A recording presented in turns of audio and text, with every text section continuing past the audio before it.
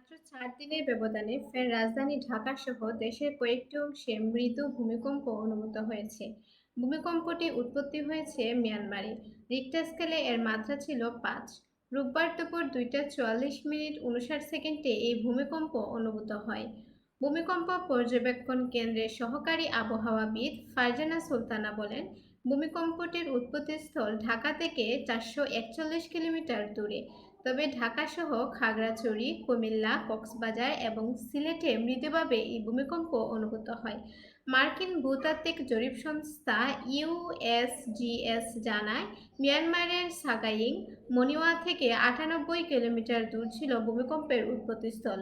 এর গভীরতা ছিল ১০৭ কিলোমিটার। এর আগে গত ২৯ মে রাজধানী ঢাকাসহ দেশের বিভিন্ন স্থানে ভূমিকম্প অনুভূত হয়। রিক্টার স্কেলে এর মাত্রা ছিল ৫.৪।